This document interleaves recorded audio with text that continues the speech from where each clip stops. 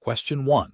Governance review demonstrates that a Canterbury driver's test examiner has passed an applicant who exhibited a hesitation at a junction and a slightly jerky gear change, citing the applicant's overall positive demeanor and apparent understanding of road signs. Based on the Canterbury Road Traffic Act and the established testing protocols, what is the most appropriate course of action for the examiner to have taken? Option A. Fail the applicant for demonstrating a lack of smooth vehicle control and hesitation at a junction, as these are specific competencies assessed in the Canterbury driver's test. Option B. Pass the applicant, noting the minor nature of the driving faults and the applicant's good understanding of road signs, as these are more critical for safe driving. Option C. Pass the applicant because their positive demeanor and understanding of road signs indicate they are likely to become a safe driver with minimal further instruction. Option D. Pass the applicant, advising them to practice these specific maneuvers more frequently before their next attempt, as the test is a learning opportunity. Correct answer is A. Fail the applicant for demonstrating a lack of smooth vehicle control and hesitation at a junction, as these are specific competencies assessed in the Canterbury driver's test. Explanation. Scenario analysis. This scenario is professionally challenging because it requires balancing the immediate need for a driver's license with the paramount importance of ensuring road safety and adherence to the Canterbury driver's test regulation. A licensing officer must exercise sound judgment to avoid compromising the integrity of the testing process while also being fair to the applicant. The pressure to issue a license, especially if the applicant appears eager or if there's a perceived minor infraction, can create a conflict between expediency and regulatory compliance. Correct approach analysis. The best professional practice involves strictly adhering to the established Canterbury driver's test regulations regarding the demonstration of competent driving skills and knowledge of road rules. This approach prioritizes public safety by ensuring that only individuals who have met the required standards are granted a license. The Canterbury Road Traffic Act mandates that all applicants must pass a practical driving test that assesses their ability to operate a vehicle safely and in accordance with traffic laws. Issuing a license without the applicant demonstrating proficiency in all required areas, even for minor infractions, directly contravenes this legislative requirement and undermines the purpose of the test, which is to safeguard other road users. Incorrect approach is analysis. One incorrect approach involves overlooking a minor driving error, such as a slightly hesitant turn at an intersection, with the justification that the applicant otherwise demonstrated good driving. This is professionally unacceptable because the Canterbury driver's test regulations do not allow for discretionary leniency on fundamental driving competencies. Each element of the test is designed to assess a specific skill or knowledge point, and failure to demonstrate competence in any one of them, regardless of how minor it may seem, indicates a potential risk. This approach prioritizes expediency over safety and violates the spirit and letter of the law. Another incorrect approach is to pass the applicant based on their perceived eagerness or a promise to practice more later. This is ethically and regulatorily unsound. The test is a formal assessment of current driving ability, not a prediction of future improvement. The Canterbury Road Traffic Act requires a demonstration of competence at the time of the test. Relying on promises undermines the objective nature of the assessment and opens the door to unqualified drivers being on the road, posing a significant risk to public safety. A third incorrect approach is to pass the applicant because they have a valid reason for needing the license urgently, such as a job opportunity. While empathy is a valuable professional trait, it cannot override regulatory requirements. The Canterbury driver's test is a standardized process designed to ensure a minimum level of safety for all road users. Personal circumstances, however compelling, do not exempt an applicant from meeting these objective criteria. This approach prioritizes individual needs over collective safety and breaches the officer's duty to uphold the law. Professional reasoning. Professionals in this role should employ a decision-making framework that begins with a thorough understanding of the Canterbury driver's test syllabus and the Canterbury Road Traffic Act. When faced with an applicant who has made an error, the professional should first identify the specific competency that was not demonstrated. They should then consult the official Canterbury driver's test marking criteria to determine if the error constitutes a fail. If the error is a fail, the decision to fail the applicant is not a personal judgment, but a direct application of the established regulations. The professional's role is to objectively assess performance against these criteria, not to make subjective allowances based on external factors. Maintaining a clear distinction between empathy and regulatory adherence is crucial for ethical and effective decision-making. Question 2. The efficiency study reveals that the current vehicle inspection checklist for the Canterbury driver's test is perceived by some examiners as overly detailed, potentially extending the pre-test vehicle assessment time beyond optimal operational targets. Which of the following approaches best ensures regulatory compliance with the Canterbury Road Traffic Act while addressing the efficiency concerns?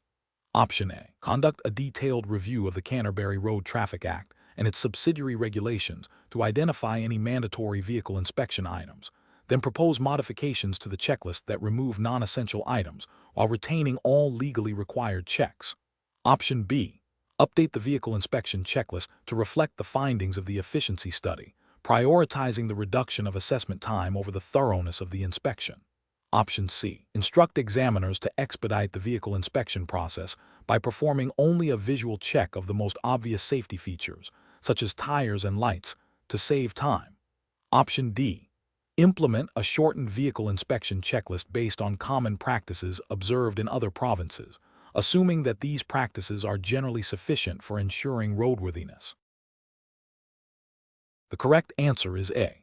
Conduct a detailed review of the Canterbury Road Traffic Act and its subsidiary regulations to identify any mandatory vehicle inspection items, then propose modifications to the checklist that remove non-essential items while retaining all legally required checks. Explanation.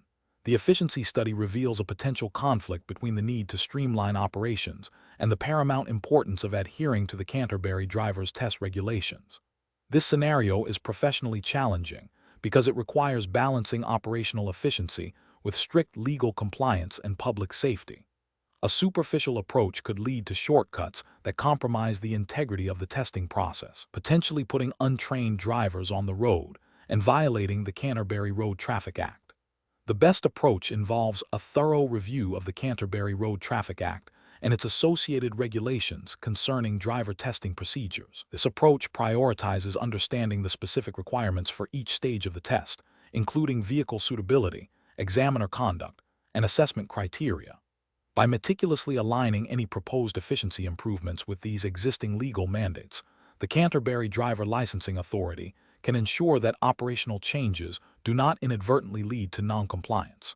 This is correct because it directly addresses the regulatory framework, ensuring that all actions taken are within the bounds of the law and uphold the standards set for driver competency, thereby safeguarding public safety on Canterbury's roads.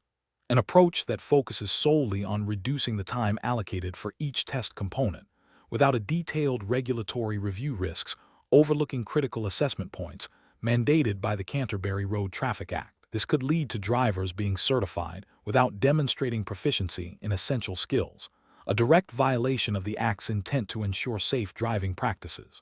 Another incorrect approach would be to implement changes based on anecdotal evidence or the practices of other jurisdictions, without verifying their compatibility with Canterbury's specific legal requirements. This ignores the principle of jurisdictional compliance, as regulations are jurisdiction-specific, and what is permissible elsewhere may be illegal in Canterbury.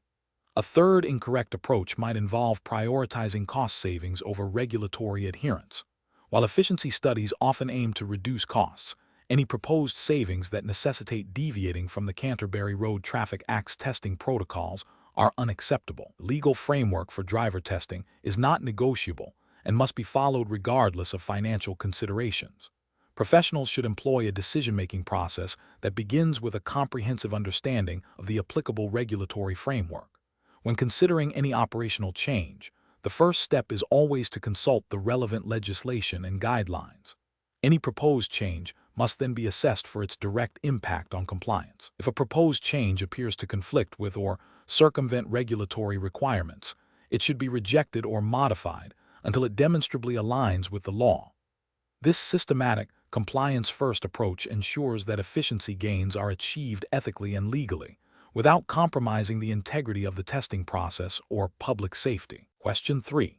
Governance review demonstrates that a driving instructor at Canterbury Learners Driving Academy has been consistently approving learner-driver logbooks that contain entries with vague descriptions of driving experience and missing supervisor signatures, citing efficiency as the primary reason. Under the Land Transport Rule, Driver Licensing 2017, what is the most appropriate course of action for the Academy's management to address this situation? Option A.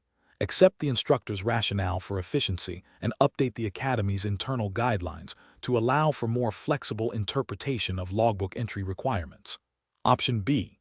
Immediately retrain the instructor on the specific requirements of the Land Transport Rule, Driver Licensing 2017 regarding logbook content and verification, and implement a mandatory secondary review process for all logbooks processed by this instructor until compliance is assured. Option C. Advise the instructor to simply ask supervising drivers to sign the logbooks without verifying the accuracy or completeness of the driving experience entries. Option D.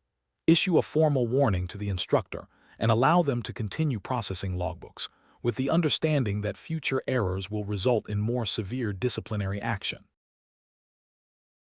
The correct answer is B. Immediately retrain the instructor on the specific requirements of the Land Transport Rule, Driver Licensing 2017 regarding logbook content and verification, and implement a mandatory secondary review process for all logbooks processed by this instructor until compliance is assured. Explanation. Governance review demonstrates a potential gap in the operational procedures of Speedy Wheels Driving School in Canterbury, New Zealand, concerning the handling of learner-driver logbooks. This scenario is professionally challenging because it requires balancing the need for efficient administrative processes with the absolute imperative of regulatory compliance and the integrity of the licensing system. Mismanagement of logbooks can lead to unqualified drivers being licensed, posing a significant risk to public safety on Canterbury roads. Careful judgment is required to ensure that all administrative actions strictly adhere to the Land Transport Rule, Driver Licensing 2017, and associated NZ Transport Agency, NZTA, guidelines. The correct approach involves ensuring that all learner-driver logbooks are meticulously checked against the requirements of the Land Transport Rule, Driver Licensing 2017, specifically focusing on the mandatory supervised driving hours and the types of driving experience recorded. This includes verifying that the supervising driver's details are complete and accurate, and that the logbook is signed by both the learner and the supervisor for each entry. This approach is correct because it directly upholds the regulatory framework, designed to ensure learner drivers gain sufficient practical experience under supervision before attempting their restricted or full licenses. Adherence to these rules is a fundamental ethical and legal obligation for any registered driving instructor or school in Canterbury, as it safeguards the public by ensuring a minimum standard of competency. An incorrect approach would be to accept a logbook with incomplete or vaguely described driving experience entries, such as simply noting practice driving, without specifying the duration or context. This fails to meet the explicit requirements of the Land Transport Rule, Driver Licensing 2017, which mandates specific numbers of supervised hours and types of driving. Ethically, this is unacceptable as it bypasses the intended safety checks.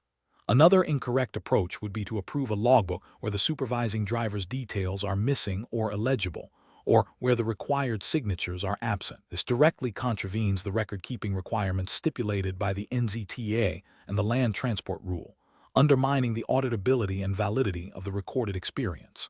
It also presents an ethical failure by potentially misrepresenting the supervision provided. A further incorrect approach would be to expedite the processing of a logbook that appears to have discrepancies, such as unusually high numbers of hours recorded in a short period, without further investigation or verification. This demonstrates a lack of due diligence and a disregard for the spirit of the regulations, which are designed to ensure genuine experience, not just a box-ticking exercise. This approach is professionally negligent and ethically unsound. Professionals should employ a decision-making framework that prioritizes regulatory compliance and public safety. This involves a thorough understanding of the relevant legislation, Land Transport Rule, Driver Licensing 2017, a commitment to accurate record-keeping, and a proactive approach to verifying information. When faced with any ambiguity or potential noncompliance, the professional's duty is to seek clarification, request further documentation, or refuse to process the logbook until all requirements are met, thereby upholding the integrity of the licensing process. Question 4. Governance review demonstrates a gap in understanding regarding safe passing distances between motor vehicles and cyclists on Canterbury roads. Which of the following strategies best addresses this issue in compliance with New Zealand's road user regulations? Option A. Implement a targeted public awareness campaign across Canterbury, utilizing various media channels to clearly explain the legal requirement for drivers to maintain a minimum passing distance of 1.5 meters from cyclists where practicable, alongside educating cyclists on their responsibilities to ride predictably and obey traffic signals, referencing the Land Transport Road User Rule 2004. Option B. Rely on existing road signage to convey safe passing information, assuming drivers and cyclists will interpret and adhere to these general guidelines. Option C. Develop a detailed technical manual for traffic engineers and law enforcement on the physics of safe passing distances, without a public-facing communication plan. Option D. Increase the frequency of traffic enforcement targeting cyclists for minor infractions, assuming this will indirectly encourage drivers to be more cautious. The correct answer is A.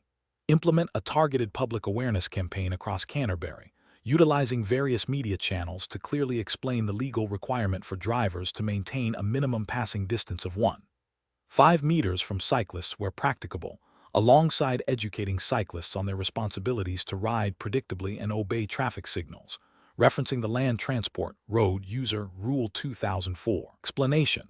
Governance review demonstrates a need for enhanced understanding of road user responsibilities in Canterbury, New Zealand, particularly concerning the interaction between cyclists and motor vehicles. This scenario is professionally challenging because it requires interpreting and applying the Land Transport Road User Rule 2004 and the Land Transport Act 1998 in a practical, safety-critical context. Misinterpretation can lead to dangerous situations, accidents, and legal repercussions. Careful judgment is required to ensure all road users understand their rights and obligations to promote a safe road environment. The best approach involves a proactive and comprehensive educational strategy that prioritizes clear, accessible information dissemination about the specific rights and responsibilities of both cyclists and drivers, as outlined in New Zealand legislation. This includes emphasizing the legal requirement for drivers to give cyclists adequate space when passing, at least 1.5 meters where practicable, and the responsibilities of cyclists to ride predictably and obey traffic laws. Such an approach directly addresses the identified governance gap by fostering a culture of awareness and compliance, thereby reducing the likelihood of conflicts and accidents. This aligns with the overarching goal of the Land Transport Act 1998 to promote safety and efficiency on New Zealand roads. An incorrect approach would be to rely solely on existing signage, assuming all road users are fully aware of the nuances of cyclist-driver interaction. This fails to acknowledge that signage alone may not convey the specific distances required for safe passing, or the detailed responsibilities of each road user group as stipulated in the Land Transport Road User Rule 2004. It also neglects the proactive educational component necessary for genuine behavioral change and accident prevention. Another incorrect approach would be to focus enforcement efforts exclusively on cyclists, without a corresponding emphasis on driver awareness and compliance with passing laws. This creates an imbalance and fails to address the shared responsibility for road safety. The Land Transport Act 1998 promotes a holistic approach to road safety, and singling out one group for enforcement without education is unlikely to be effective in preventing incidents involving both cyclists and drivers. Finally, an approach that involves developing complex technical guidelines without a clear communication strategy for the general public would be ineffective. While technical accuracy is important, the ultimate goal is to ensure that all road users, including those with varying levels of technical understanding, can easily comprehend and apply the rules to ensure their safety and the safety of others. Professionals should employ a decision-making framework that begins with identifying the specific regulatory requirements. Land Transport Act 1998, Land Transport Road User Rule 2004. This should be followed by an assessment of the practical implications for road users in Canterbury. The next step involves developing strategies that are not only compliant, but also effective in promoting safety and understanding, prioritizing clear communication and education over assumptions or punitive measures alone. Question 5. Governance review demonstrates a need to ensure that Canterbury driver's test examiners are consistently applying the hazard perception assessment criteria. An examiner observes a candidate hesitating slightly before reacting to a potential hazard in a video clip.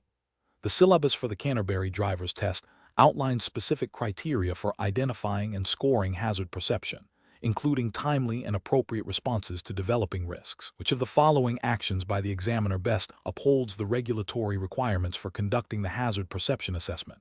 Option A. The examiner considers the candidate's overall driving experience and decides to overlook the slight hesitation, focusing instead on other aspects of their performance. Option B.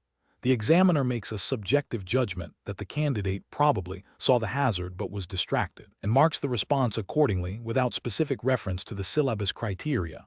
Option C. The examiner notes the candidate's slight hesitation and consults the Canterbury driver's test syllabus to determine if this response aligns with the defined criteria for a correct or incorrect perception of the hazard, documenting the specific observation and its relation to the syllabus.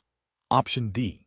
The examiner assumes the candidate perceived the hazard but was simply slow to react, and therefore awards a partial score based on the eventual reaction. The correct answer is C. The examiner notes the candidate's slight hesitation and consults the Canterbury driver's test syllabus to determine if this response aligns with the defined criteria for a correct or incorrect perception of the hazard, documenting the specific observation and its relation to the syllabus. Explanation. Governance review demonstrates a need to reinforce adherence to the Canterbury driver's test regulations concerning the assessment of hazard perception. This scenario is professionally challenging because it requires the examiner to balance the need for accurate and consistent assessment with the potential for subjective interpretation of a candidate's responses.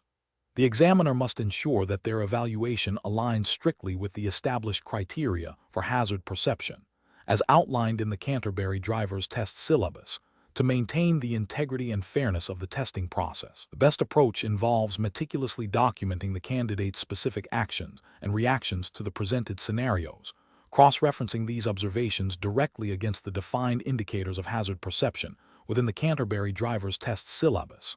This method ensures that the assessment is objective, evidence-based, and directly compliant with the regulatory framework. It prioritizes the accurate application of the established scoring criteria, thereby upholding the fairness and validity of the test. An incorrect approach would be to rely on a general impression of the candidate's driving ability or to make assumptions about their understanding of hazards based on their overall performance. This fails to adhere to the specific requirements of the hazard perception assessment, which mandates a detailed evaluation of responses to critical events. Another incorrect approach is to adjust the scoring based on the perceived difficulty of the test for the candidate or to allow personal biases to influence the evaluation. This violates the principle of objective assessment and the regulatory requirement for standardized evaluation. Professionals should employ a decision-making framework that begins with a thorough understanding of the specific regulatory requirements for the assessment in question. This involves consulting the Canterbury driver's test syllabus and any associated guidance documents. Next, they must gather objective evidence during the assessment, focusing on observable behaviors and responses. Finally, they should apply the established criteria consistently and impartially, documenting their rationale clearly to ensure accountability and transparency. Question 6. Governance review demonstrates that the Canterbury Licensing Authority's current vehicle registration renewal process is experiencing a high rate of late renewals. Considering the Canterbury Road Traffic Act 2008, which of the following strategies best ensures ongoing compliance and public safety? Option A. Introduce a discretionary 30-day grace period for all late renewals, allowing owners to renew without penalty during this time. Option B. Assume vehicle owners are fully aware of their renewal dates and rely on them to initiate the renewal process without any proactive communication from the authority. Option C. Implement an automated system that sends renewal notices to registered owners at least 60 days prior to the expiry date, with follow-up reminders if no action is taken. Option D. Focus enforcement efforts solely on vehicles identified as unregistered during routine traffic stops, without any preemptive renewal reminders. Correct answer is C. Implement an automated system that sends renewal notices to registered owners at least 60 days prior to the expiry date, with follow-up reminders if no action is taken. Explanation: Governance review demonstrates a need to reinforce compliance with the Canterbury Road Traffic Act 2008 concerning vehicle registration renewals. The scenario presents a common challenge where administrative efficiency might conflict with strict adherence to regulatory timelines. Professionals must balance operational demands with their legal obligation to ensure public safety and maintain the integrity of the registration system. The best approach involves proactively identifying and addressing potential noncompliance before it escalates. This means establishing robust internal processes that flag upcoming registration expiry dates well in advance, allowing sufficient time for customer notification and processing. This proactive stance directly aligns with the Canterbury Road Traffic Act 2008, which mandates timely renewal to keep vehicles legally roadworthy. By implementing a system that prioritizes early notification and facilitates prompt renewal, the Canterbury Licensing Authority upholds its duty to ensure all registered vehicles meet current safety and identification standards, thereby preventing unregistered vehicles from being used on public roads. This method minimizes the risk of accidental noncompliance and demonstrates a commitment to regulatory integrity. An incorrect approach would be to rely solely on customer initiative for renewal, without any proactive reminders from the authority. This fails to meet the spirit and likely the letter of the Act, which implicitly places a responsibility on the authority to facilitate compliance. It creates a significant risk of vehicles becoming unregistered due to oversight, leading to potential safety hazards and enforcement challenges. Another unacceptable approach is to implement a grace period for renewals that is not explicitly authorized by the Canterbury Road Traffic Act 2008 or its associated regulations. Such a grace period, even if intended to be helpful, operates outside the established legal framework and could be interpreted as condoning or enabling the operation of unregistered vehicles, undermining the purpose of the Act.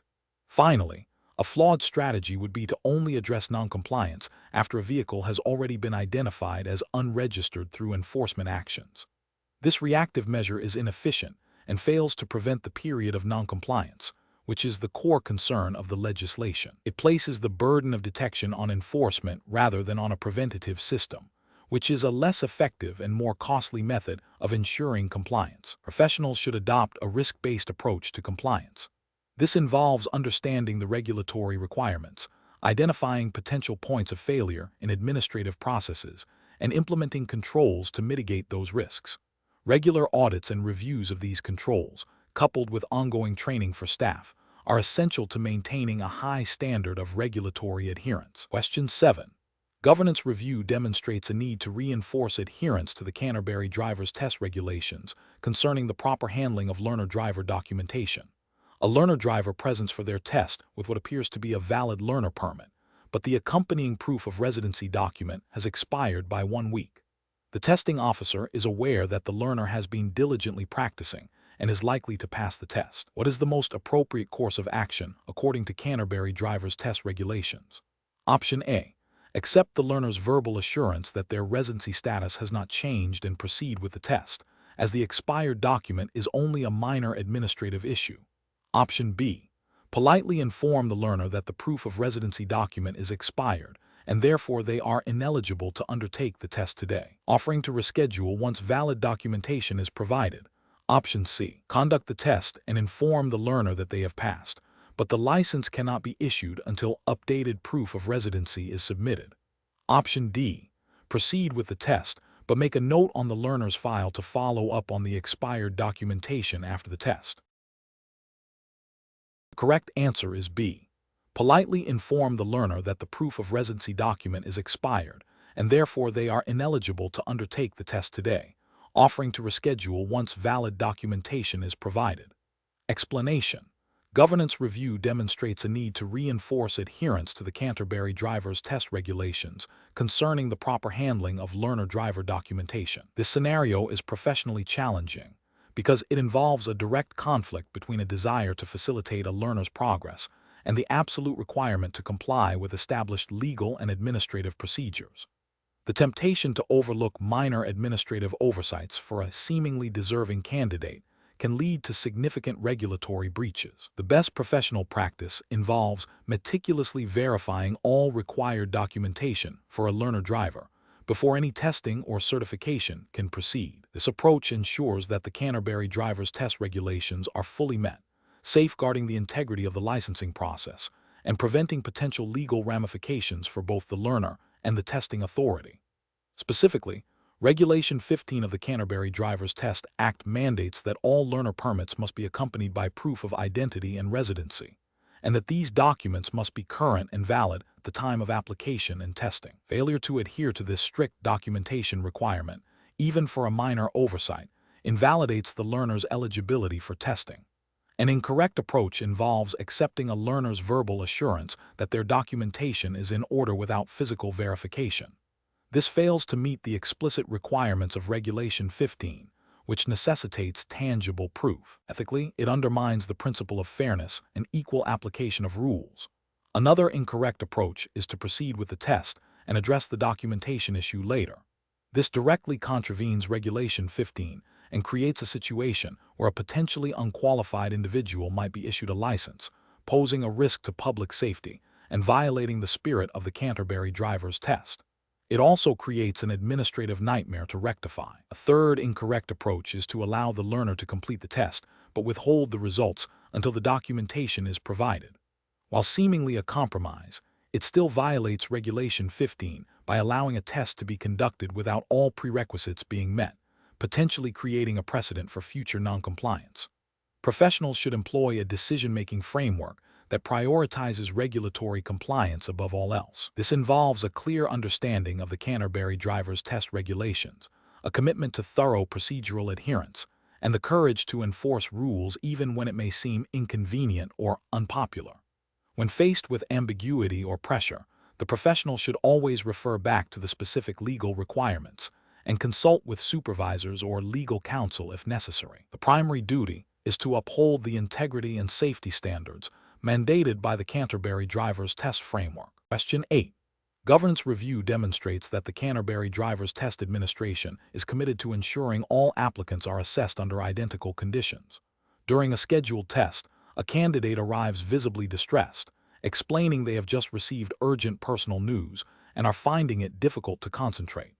They plead to proceed with the test, stating they have already taken time off work and are concerned about rescheduling fees. What is the most appropriate course of action for the Canterbury Driver's Test examiner? Option A. Politely but firmly explain that the Canterbury Driver's Test regulations do not permit exceptions for personal circumstances on the day of the test. Inform the candidate they will need to reschedule and provide information on the rescheduling process. Option B. Suggest the candidate try their best and assure them that the examiner will be understanding of any minor errors caused by their distress. Option C. Offer to conduct a practice run of the test to help the candidate prepare for a future official attempt, even if the candidate agrees to this instead of the formal test. Option D. Allow the candidate to proceed with the test, but make a mental note to be more lenient with their assessment due to their personal circumstances. The correct answer is A. Politely but firmly explain that the Canterbury Driver's Test regulations do not permit exceptions for personal circumstances on the day of the test. Inform the candidate they will need to reschedule and provide information on the rescheduling process. Explanation. Scenario analysis. This scenario is professionally challenging because it involves a conflict between a driver's personal circumstances and the strict requirements of the Canterbury Driver's Test regulations. The examiner must balance empathy with the need to uphold testing standards to ensure public safety. Failure to adhere to the regulations could compromise the integrity of the licensing process, while an overly rigid approach might seem unfair. Careful judgment is required to interpret the spirit of the regulations while applying them consistently. Correct approach analysis. The best professional practice involves politely but firmly explaining that the Canterbury Driver's Test regulations do not permit exceptions for personal circumstances on the day of the test. The examiner must inform the candidate that they will need to reschedule their test and provide information on the process for doing so. This approach is correct because it upholds the integrity and fairness of the testing process by applying the established Canterbury Driver's Test regulations uniformly to all candidates. It ensures that all drivers meet the same objective standards before being licensed, which is paramount for road safety in Canterbury. This aligns with the regulatory framework's emphasis on standardized assessment. Incorrect approaches analysis. Allowing the candidate to proceed with the test despite their stated personal emergency would be a regulatory failure. This undermines the standardized assessment process mandated by Canterbury driver's test regulations, potentially licensing individuals who are not fully focused or capable of demonstrating safe driving skills on that particular day. Creates an unfair advantage for this candidate over others who have prepared and arrived without such issues, suggesting that the candidate try their best and that the examiner will be lenient is an ethical and regulatory failure.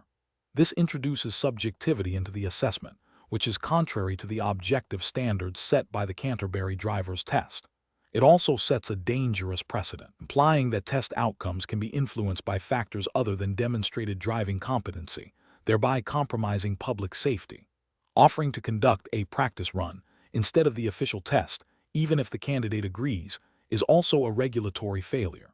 This circumvents the formal testing procedure and does not result in a valid assessment for licensing purposes under Canterbury driver's test regulations.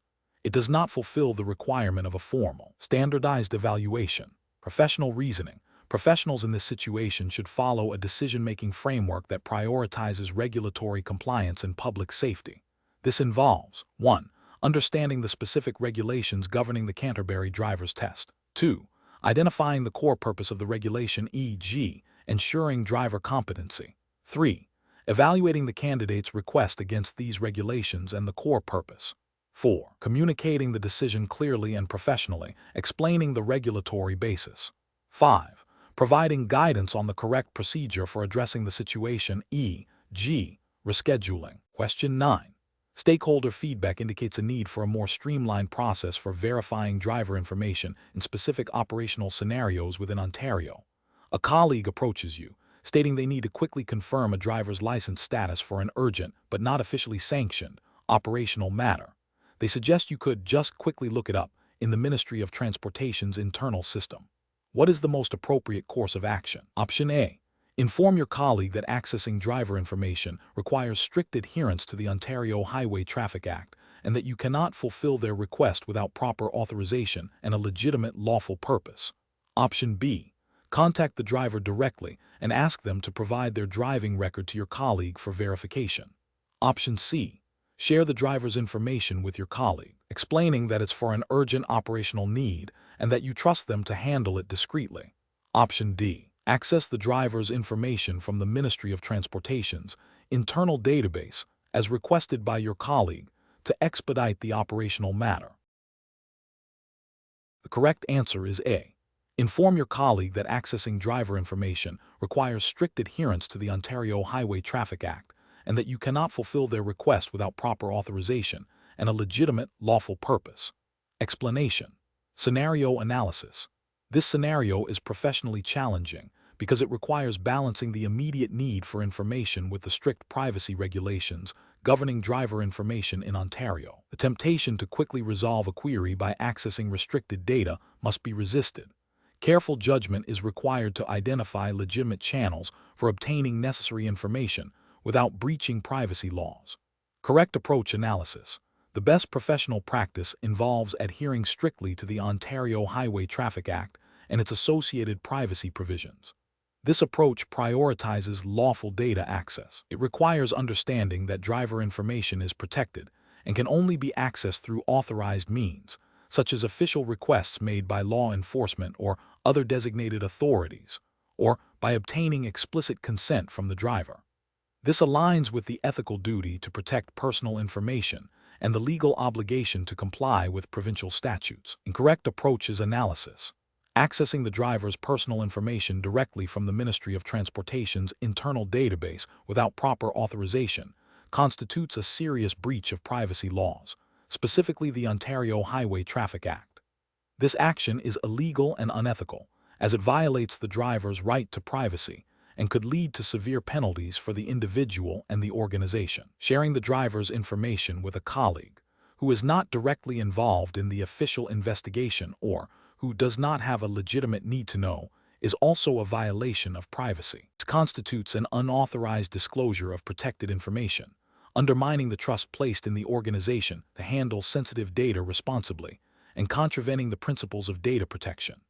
Contacting the driver directly and asking them to provide their driving record or other personal details without a clear, lawful purpose for the request, or without informing them of how the information will be used and protected, is also problematic. While seemingly less intrusive than unauthorized database access, it can still be perceived as an attempt to circumvent proper procedures and may not fully comply with the spirit of privacy regulations if not handled with transparency and a clear, legitimate need. Professional reasoning. Professionals should employ a decision-making framework that begins with identifying the nature of the information required and the reason for needing it. They must then consult relevant legislation, in this case, the Ontario Highway Traffic Act and any applicable privacy policies. If direct access is not permitted, professionals should explore authorized channels for obtaining the information, such as formal requests through designated departments or agencies. If no lawful avenue exists, they must inform the requesting party of the limitations and explore alternative compliance solutions. Ethical consideration, particularly the duty to protect privacy, must always guide the decision-making process. Question 10. The performance metrics show a 15% increase in learner-driver failures on the Canterbury practical driving test in the last quarter. The total number of tests conducted was 200. Previously, the average failure rate was 40%. The most common failure categories historically were observation errors, 30% of failures, and incorrect speed management, 20% of failures. The current failure rate has increased to 55%, and the proportion of observation errors has risen to 40% of all failures, while incorrect speed management has remained at 20% of all failures. What is the absolute increase in the number of failures attributed to observation errors compared to the previous quarter? Option A. An increase of 135 failures attributed to observation errors. Option B. An increase of 72 failures attributed to observation errors. Option C. An increase of 90 failures attributed to observation errors. Option D. An increase of 108 failures attributed to observation errors. Correct answer is D. An increase of 108 failures attributed to observation errors. Explanation. The performance metrics show a significant increase in the number of learner drivers failing their Canterbury practical driving test in the last quarter. This scenario is professionally challenging because it requires a data-driven approach to identify potential systemic issues affecting driver competency, rather than making assumptions. Careful judgment is required to interpret the data accurately and propose effective interventions that align with the Canterbury Road Safety Strategy and the New Zealand Land Transport Act 1998. The best professional approach involves a detailed statistical analysis of the failure reasons. This would entail categorizing all reported reasons for failure e.g. observation, signaling, speed management, hazard perception, and calculating the proportion of failures attributable to each category. By comparing these proportions to historical data and national benchmarks, one can identify specific areas where learner drivers are consistently struggling. This data-driven method is correct because it directly addresses the need for evidence-based decision-making, as mandated by the principles of effective road safety management, and the requirement to ensure driver licensing standards are maintained under the Land Transport Act 1998. It allows for targeted improvements to driver education and testing protocols. An incorrect approach would be to assume the increase in failures is due to a single, obvious cause, such as a recent change in test routes. This is professionally unacceptable because it bypasses the need for empirical evidence and could lead to misdirected resources and ineffective solutions. It fails to adhere to the principles of data-informed policy development. Another incorrect approach would be to immediately recommend a blanket increase in the difficulty of the practical test across all criteria. This is also professionally unsound as it does not identify the specific areas of weakness and could unfairly penalize competent drivers, potentially contravening the spirit of promoting safe and competent driving for all road users as outlined in the Canterbury Road Safety Strategy. Professionals should use a decision-making framework that prioritizes data collection and analysis. This involves 1. Clearly defining the problem, increased failure rate. 2. Gathering relevant data test results, failure reasons, demographic information. 3. Analyzing the data to identify patterns and root causes. 4. Developing evidence-based solutions. 5. Implementing and evaluating the effectiveness of these solutions. This systematic process ensures that interventions are targeted, efficient, and aligned with regulatory objectives. Question 11. System analysis indicates that while driving on a road in Canterbury, New Zealand, you approach a pedestrian crossing. A pedestrian is standing at the edge of the crossing looking towards the road but has not yet stepped onto it. The sun is bright and there is some traffic around. What is the most appropriate action to take? Option A. Stop abruptly immediately, regardless of the pedestrian's movement. Option B. Slow down and observe the pedestrian's intentions before proceeding or stopping. Option C. Continue at your current speed, assuming the pedestrian will wait. Option D. Sound your horn to alert the pedestrian and then proceed. The correct answer is B. Slow down and observe the pedestrian's intentions before proceeding or stopping. Explanation. Scenario analysis. This scenario is professionally challenging because it requires the driver to interpret and react to a complex, dynamic traffic situation involving multiple potential hazards and regulatory requirements simultaneously. The driver must prioritize safety, adhere to traffic laws specific to Canterbury, New Zealand, and make a swift, informed decision under pressure. The challenge lies in accurately assessing the situation, understanding the immediate implications of each potential action, and selecting the response that best mitigates risk while complying with the Land Transport, Road User, Rule 2004. Correct approach analysis. The best professional practice involves slowing down and preparing to stop, while observing the pedestrian's intentions. This approach aligns with the fundamental principle of giving way to pedestrians, particularly when they are on or entering a pedestrian crossing, as stipulated by New Zealand road rules. Specifically, Rule 11. 5 of the Land Transport Road User, Rule 2004 mandates that drivers must give way to pedestrians on a pedestrian crossing.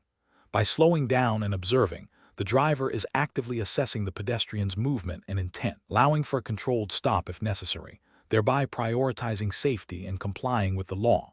This proactive and observant approach is the safest and most legally sound response. Incorrect approach is analysis. Proceeding at normal speed and assuming the pedestrian will wait is a failure to comply with Rule 11. 5. It demonstrates a lack of attentiveness to vulnerable road users and an assumption that carries significant risk of collision. This approach is ethically irresponsible and legally non-compliant. Honking the horn to alert the pedestrian and proceeding is also a failure to give way and can be interpreted as aggressive driving. While intended to warn, it does not absolve the driver of the responsibility to ensure the pedestrian's safety and their right-of-way on the crossing. This approach disregards the pedestrian's vulnerability and the legal requirement to yield. Stopping abruptly without observing the pedestrian's intentions could be an overreaction and potentially cause a hazard for following vehicles. While stopping is a possibility, doing so without assessing the situation first is not the most professional or safest approach. The driver should first observe to determine if a stop is indeed necessary and to do so in a controlled manner. Professional reasoning. Professionals should employ a decision-making framework that prioritizes safety, legal compliance, and situational awareness. This involves 1. Hazard identification, recognizing the presence of a pedestrian on or approaching a crossing. 2. Risk assessment, evaluating the potential for conflict and the severity of consequences. 3. Legal compliance, recalling and applying relevant road rules e.g. Rule 11. 5 of the Land Transport Road User, Rule 2004. 4. Action selection, choosing the safest and most legally compliant course of action, which often involves reducing speed and observing to make an informed decision. 5. Continuous monitoring, remaining vigilant throughout the interaction. Question 12. Market research demonstrates that many prospective drivers in Canterbury are anxious about their upcoming driving tests and often express a desire to focus solely on the specific routes they anticipate being tested on, sometimes even suggesting skipping practice of more challenging maneuvers they deem less likely to appear. As a licensed Canterbury driving instructor, how should you respond to a client who expresses these sentiments and asks you to tailor their lessons exclusively to test routes and easy bits to maximize their chances of passing quickly? Option A. Clearly explain the importance of mastering all required driving skills as outlined in the Canterbury Road User Code. Offer to create a targeted practice plan to address their specific weaknesses, and emphasize that genuine competence is the key to safe driving and a successful test. Option B suggests that the client might pass if the examiner is feeling generous and proceed with the test preparation, even if you know they are not fully prepared in all areas. Option C, tell the client they are probably good enough and should just try their best on the day, implying you will proceed with the test despite their expressed concerns about specific skills. Option D, agree to focus lessons exclusively on the anticipated test routes and skip any challenging maneuvers the client finds difficult, assuring them this will boost their confidence for the test. The correct answer is A. Clearly explain the importance of mastering all required driving skills as outlined in the Canterbury Road User Code, offer to create a targeted practice plan to address their specific weaknesses, and emphasize that genuine competence is the key to safe driving and a successful test. Explanation. Scenario analysis. This scenario presents a professional challenge for a Canterbury driver instructor because it involves a potential conflict between client satisfaction and adherence to the strict requirements of the Canterbury driver licensing framework. The instructor must navigate the client's desire for a quick pass with the ethical and legal obligation to ensure the client is genuinely competent and safe to drive independently. Failing to uphold these standards could lead to serious consequences, including licensing unqualified drivers, which undermines public safety and the integrity of the licensing system. Correct approach analysis. The best professional practice involves a firm but empathetic approach. The instructor should clearly reiterate the importance of mastering all required skills, explaining that the Canterbury Road User Code mandates a certain level of proficiency for safety. They should then offer a structured plan to address the client's specific weaknesses, focusing on targeted practice sessions and providing constructive feedback. This approach prioritizes the client's long-term safety and the integrity of the licensing process, aligning with the Canterbury Road User Code's objective of producing competent and safe drivers. It demonstrates professional responsibility and ethical conduct by refusing to compromise standards for expediency. Incorrect approaches analysis. One incorrect approach involves agreeing to focus only on the test routes and skip difficult maneuvers to boost the client's confidence for the test. This is professionally unacceptable because it directly contravenes the Canterbury Road User Code's requirement for comprehensive driver competency. It prioritizes passing the test over actual safe driving ability, potentially licensing an unsafe driver. This approach is ethically unsound as it deceives both the client and the licensing authority. Another incorrect approach is to tell the client they are probably good enough and to just try their best on the day, implying a willingness to pass them even with evident deficiencies. This is problematic because it abdicates the instructor's responsibility to objectively assess and develop the client's skills according to the established standards. It suggests a lack of commitment to thorough instruction and an unwillingness to address areas of weakness, which is contrary to the purpose of driver training and the requirements of the Canterbury licensing framework. A third incorrect approach is to suggest that the client might pass if the examiner is feeling generous and to proceed with the test despite knowing the client is not fully prepared. This is highly unprofessional and unethical. It introduces an element of chance and relies on external factors rather than demonstrable skill. It also misrepresents the objective nature of the driving test and the instructor's role in preparing the client for it, potentially leading to a failed test and a discouraged client, or worse, a passed test by an unqualified driver. Professional reasoning. Professionals in this situation should employ a decision-making framework that prioritizes safety and regulatory compliance. This involves 1. Understanding the specific requirements of the Canterbury Road User Code. 2. Conducting a thorough and objective assessment of the client's skills. 3. Communicating clearly and honestly with the client about their progress and areas needing improvement. 4. Developing a tailored training plan that addresses identified weaknesses. 5. Refusing to compromise on essential safety standards or to facilitate a pass based on anything other than demonstrated competence. 6. Maintaining professional integrity by acting in the best interest of public safety and the client's long-term well-being. Question 13.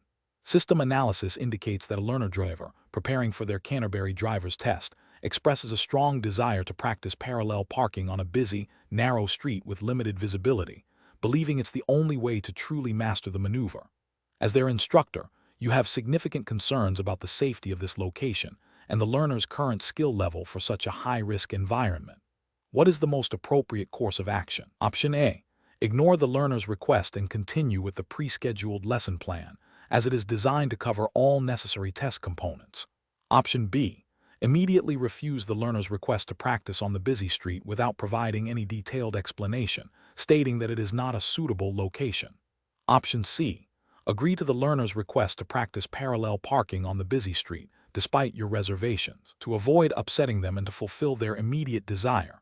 Option D. Clearly explain your safety concerns regarding the chosen location and the learner's readiness for parallel parking there, referencing the importance of hazard perception and safe practice environments as outlined in the Canterbury Road Code, and then propose an alternative, safer location or a modified practice session that gradually builds towards parallel parking.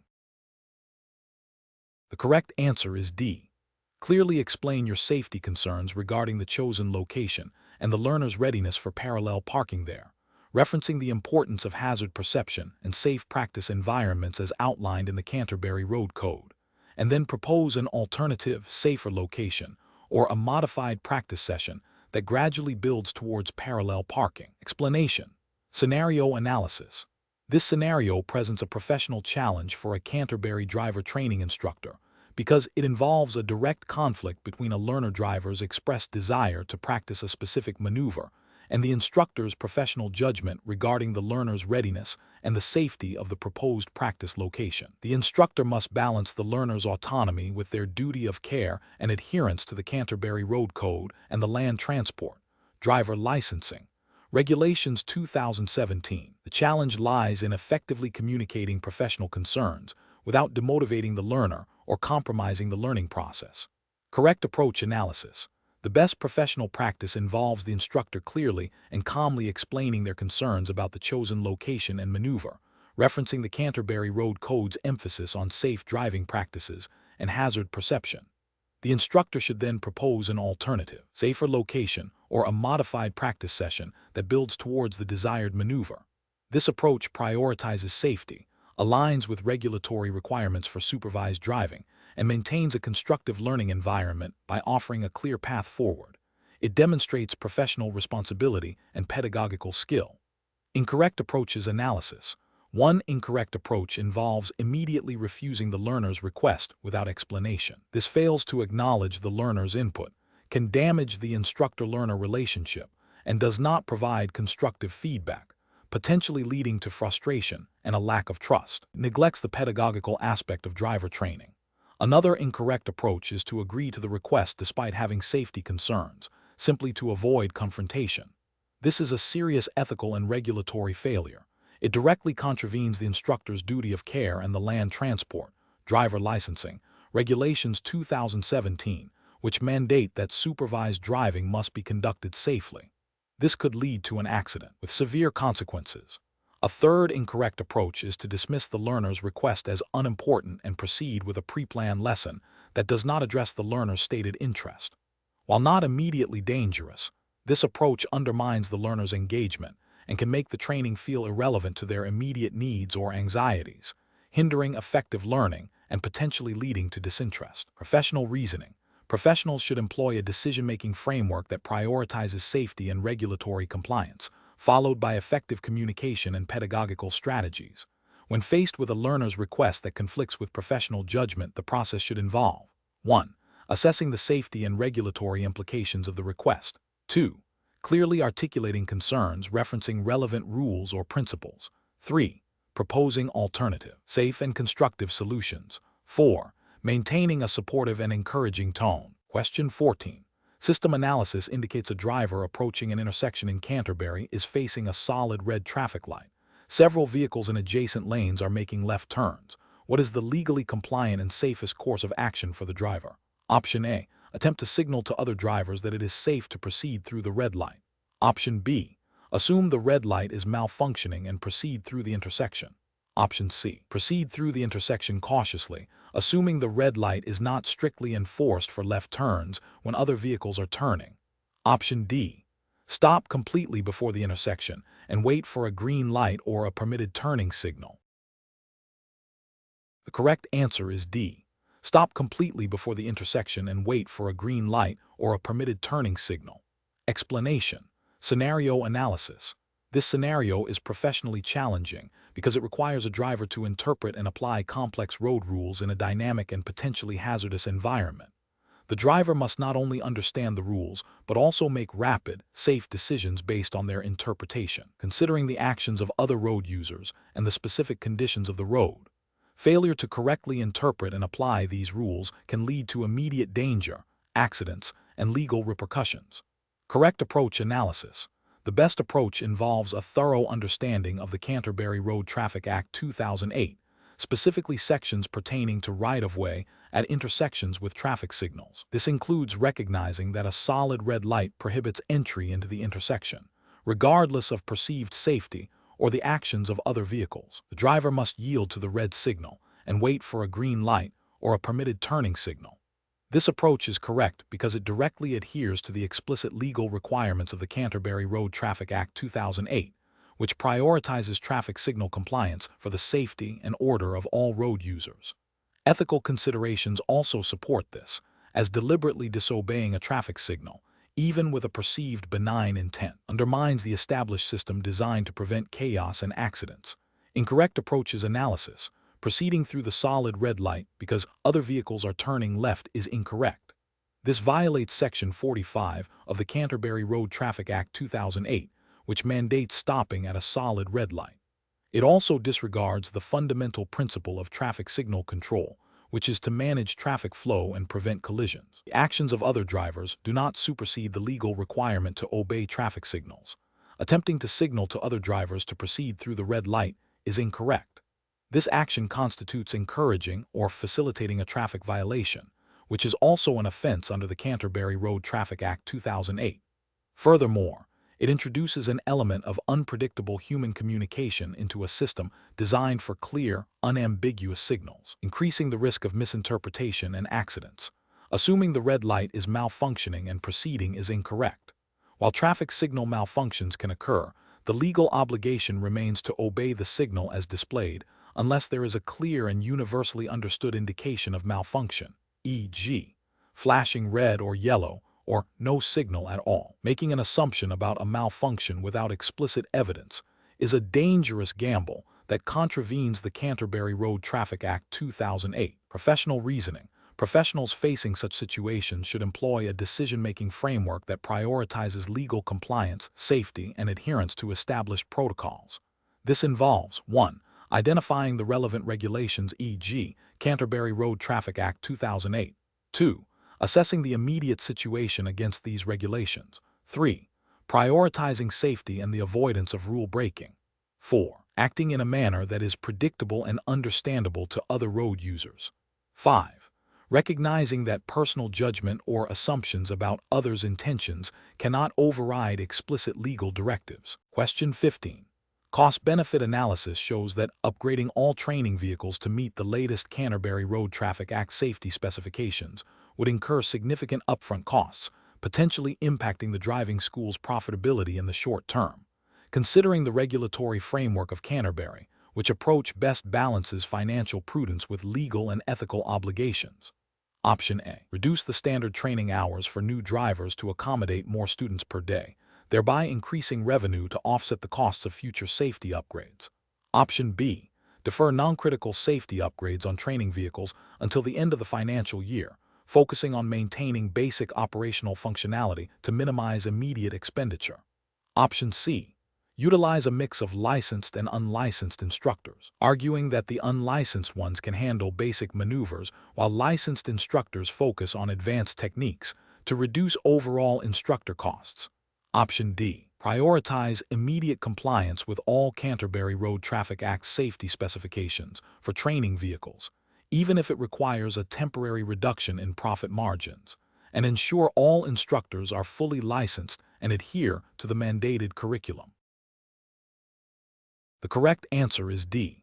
Prioritize immediate compliance with all Canterbury Road Traffic Act safety specifications for training vehicles, even if it requires a temporary reduction in profit margins, and ensure all instructors are fully licensed and adhere to the mandated curriculum. Explanation. Scenario analysis. This scenario is professionally challenging because it requires balancing the immediate financial pressures of a business with the long-term safety and compliance obligations mandated by the Canterbury Road Traffic Act. A driver training school owner might be tempted to cut corners to remain competitive or profitable, but failing to adhere to regulatory standards can have severe consequences, including license suspension, fines, and damage to reputation. The core challenge lies in making decisions that are not only economically viable, but also ethically sound and legally compliant. Correct approach analysis. The best professional practice involves prioritizing the safety and regulatory compliance of the training program above short-term cost savings. This means ensuring all training vehicles meet the stringent safety standards outlined in the Canterbury Road Traffic Act, including regular inspections, proper maintenance, and the installation of required dual controls. Furthermore, instructors must be fully licensed and adhere to the prescribed curriculum and teaching methodologies. This approach is correct because it directly aligns with the primary objective of driver training, to produce safe and competent drivers, thereby fulfilling the legal and ethical mandate of the Canterbury Road Traffic Act. It mitigates risks of accidents, legal penalties, and reputational damage, ultimately contributing to the long-term sustainability and credibility of the driving school. Incorrect approaches analysis. One incorrect approach involves deferring essential safety upgrades on training vehicles to save money, arguing that the vehicles are still functional. This is a regulatory failure because the Canterbury Road Traffic Act specifies minimum safety standards that must be met regardless of a vehicle's perceived operational status. Ignoring these standards creates an unacceptable risk of accidents and contravenes the law. Another incorrect approach is to use unlicensed instructors to reduce payroll costs. This is a significant ethical and regulatory failure. The Canterbury Road Traffic Act mandates that only qualified and licensed instructors can provide official driver training. Using unlicensed individuals not only violates the law, but also compromises the quality and safety of the instruction provided, potentially leading to poorly trained drivers and increased accident rates. A third incorrect approach is to reduce the duration or content of the training sessions to accommodate more students within a given time frame, thereby increasing revenue. This is a failure to comply with the spirit and letter of the Canterbury Road Traffic Act's curriculum requirements. The Act is designed to ensure a comprehensive learning experience for new drivers. Shortening training compromises the effectiveness of the instruction and fails to adequately prepare students for the complexities of driving, posing a risk to public safety. Professional reasoning. Professionals in this field should adopt a decision-making framework that integrates legal compliance, ethical responsibility, and sound business practice. This involves 1. Thoroughly understanding all relevant legislation, e.g., Canterbury Road Traffic Act, and its implications for operations. 2. Conducting regular risk assessments to identify potential safety and compliance issues. 3. Allocating sufficient budget for maintenance, training, and necessary equipment upgrades. 4. Fostering a culture of safety and compliance among all staff.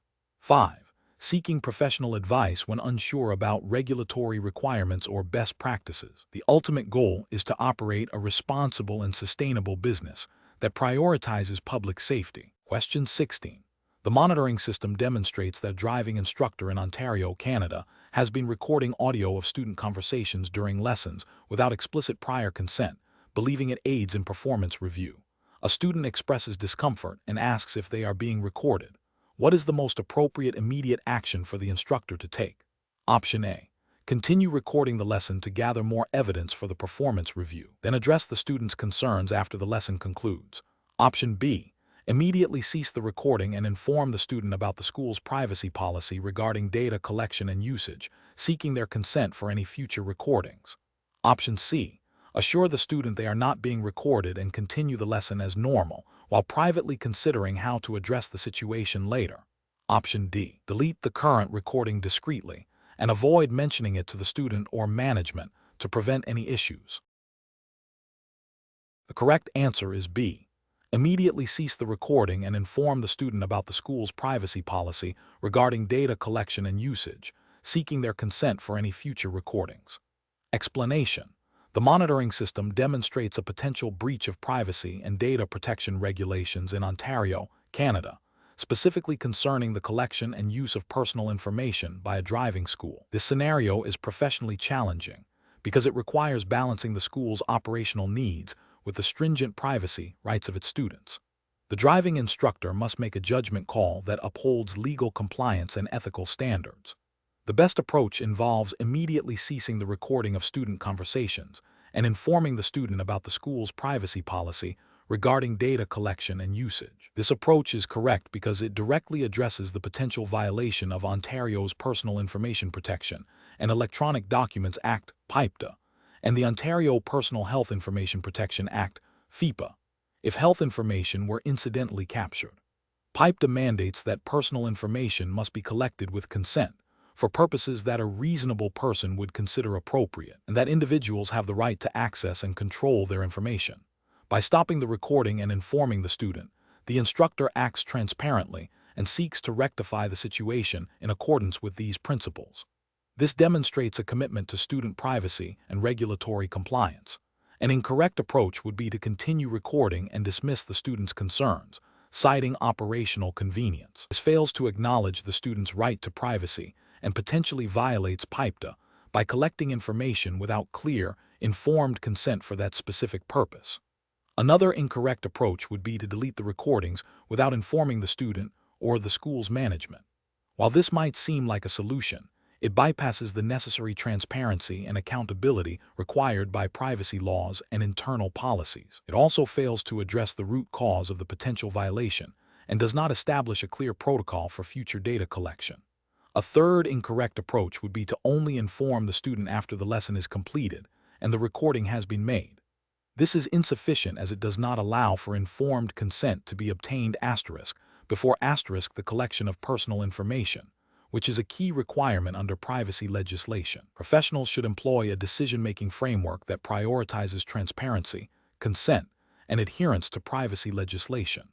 This involves proactively understanding data collection policies, seeking informed consent for any recording or data capture, and responding promptly and ethically to any concerns raised by individuals whose data might be collected.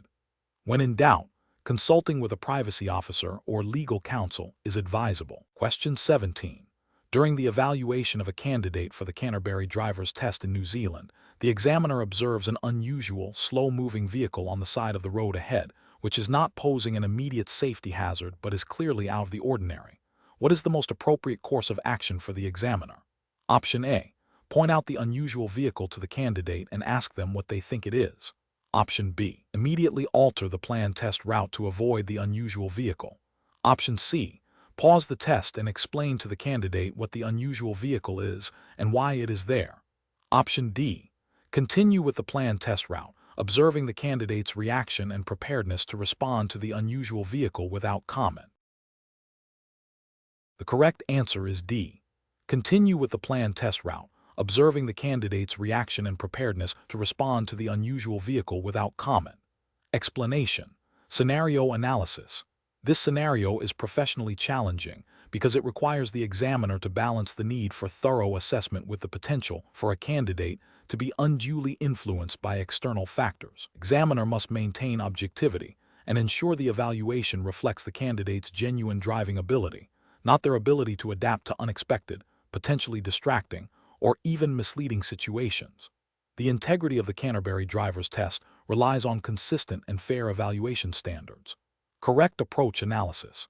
The best approach involves the examiner maintaining a neutral stance and allowing the candidate to proceed with their assessment as planned, while being prepared to intervene only if safety is compromised. This approach upholds the integrity of the Canterbury driver's test by ensuring the evaluation is based on the candidate's performance under standard testing conditions.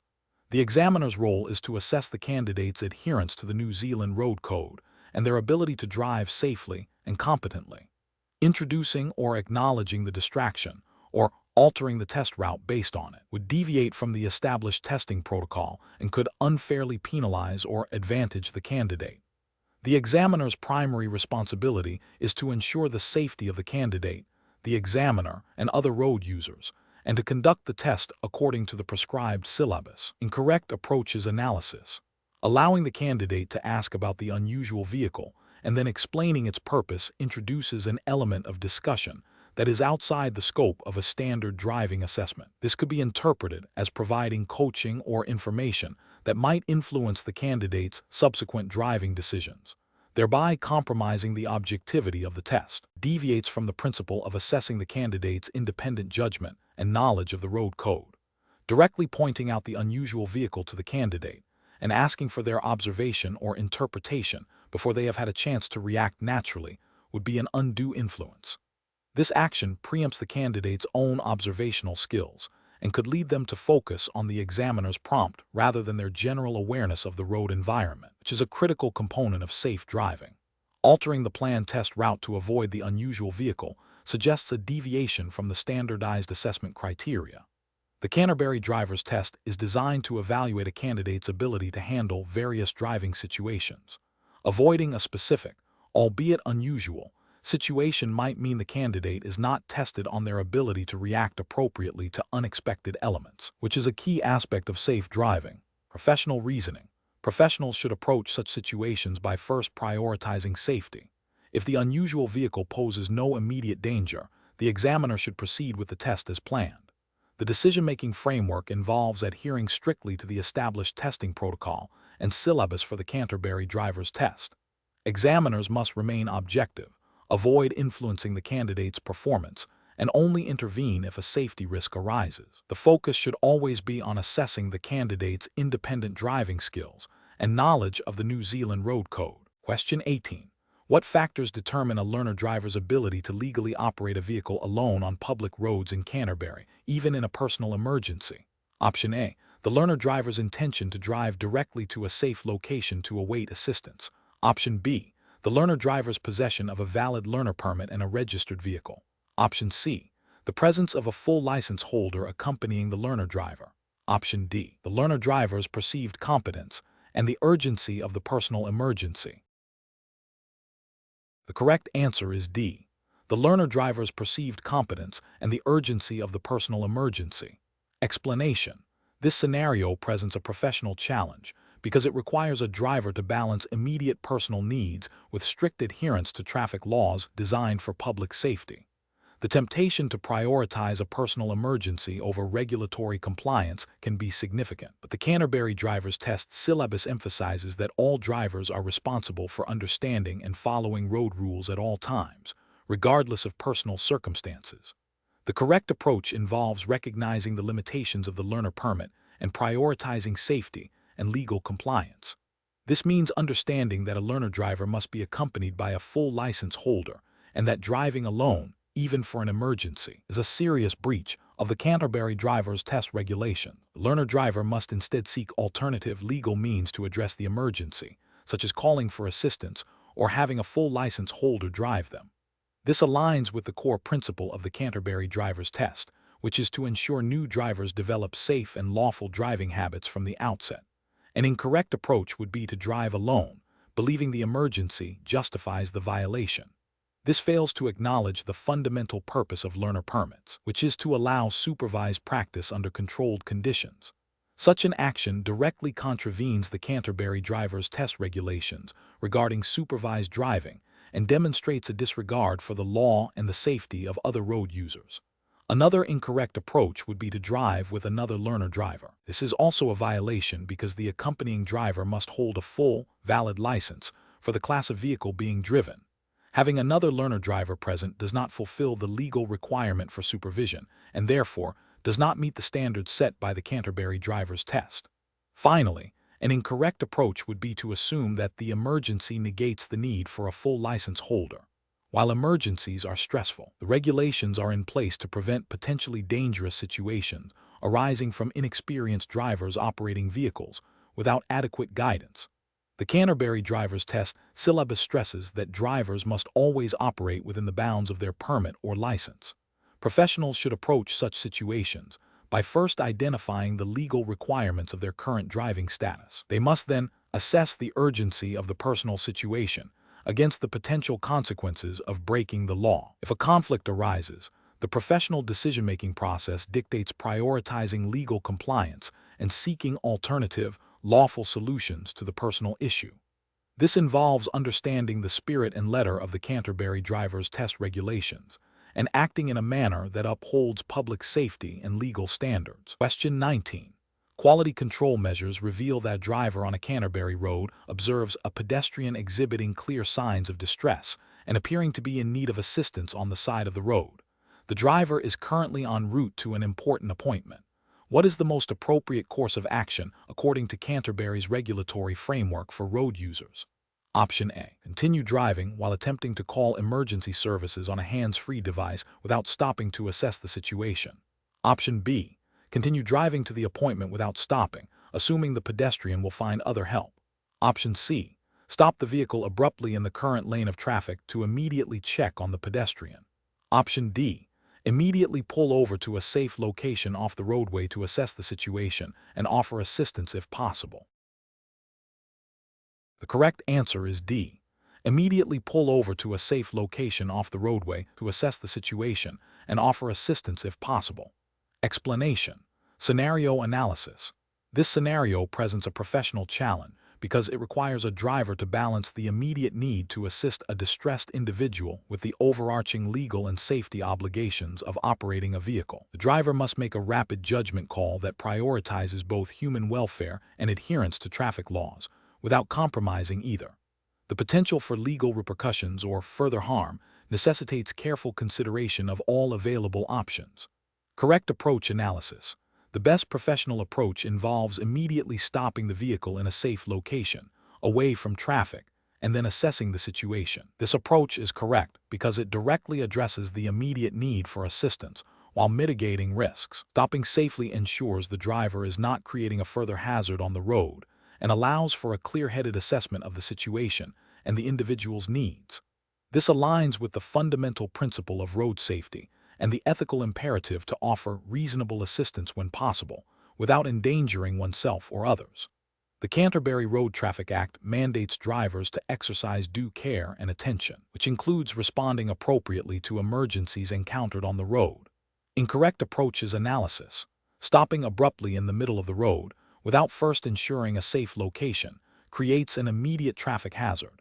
This violates the duty of care owed to other road users and could lead to an accident, directly contravening the Canterbury Road Traffic Act's provisions on safe driving practices. Continuing to drive to the destination without stopping to check on the individual, despite observing their distress, could be considered a failure to render reasonable assistance in a situation where it might be safely provided. While the primary duty is to drive safely, ignoring a clear sign of distress without any attempt to assess the situation could raise ethical concerns and potentially fall short of the expected standard of care, especially if the distress was indicative of an immediate emergency. Calling emergency services while continuing to drive without stopping to assess the situation is a partial measure. While contacting help is important, it does not absolve the driver of the responsibility to ensure their own safe stopping and to make a preliminary assessment of the situation if it can be done without undue risk.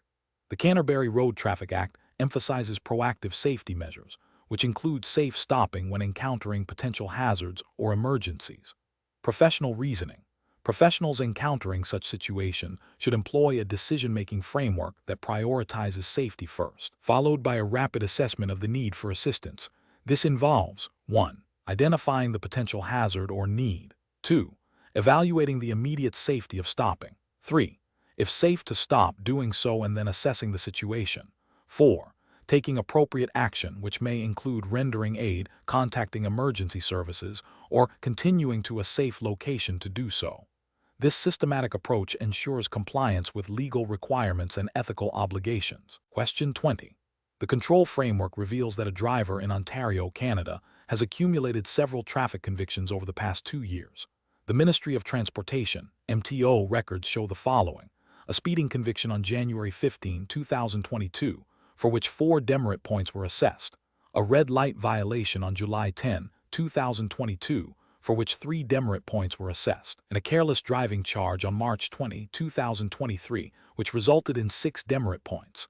Assuming the driver holds a standard Ontario driver's license and no demerit points have been removed through driving courses or other means, what is the total number of demerit points currently on the driver's record that would trigger a notice of intention to suspend? Option A, 10 demerit points. Option B, 15 demerit points. Option C, 13 demerit points. Option D, 17 demerit points. The correct answer is C, 13 demerit points. Explanation. The control framework reveals a scenario where a driver's licensing authority in Ontario, Canada, is reviewing a driver's record for potential suspension due to accumulated demerit points. The situation is professionally challenging because it requires a precise application of Ontario's Highway Traffic Act, HTA, and its associated regulations regarding demerit point accumulation and suspension thresholds. The authority must balance the need for road safety, as mandated by the HTA, with the procedural fairness owed to the driver. A miscalculation or misinterpretation of the HTA's provisions could lead to an unjust suspension or, conversely, a failure to suspend when required, jeopardizing public safety. The correct approach involves a meticulous calculation of the driver's total demerit points based on the dates and severity of their convictions, as recorded by the Ministry of Transportation, MTO. This calculation must strictly adhere to the demerit point values assigned to each offense under the HTA. For a fully licensed driver in Ontario, the threshold for a notice of intention to suspend is 15 or more demerit points. The authority must then compare this calculated total to the statutory threshold. If the total meets or exceeds 15 points, the driver is subject to the suspension process outlined in the HTA. This approach is correct because it directly implements the legislative requirements of the HTA, ensuring that the licensing authority acts within its legal mandate and upholds the principles of road safety and due process.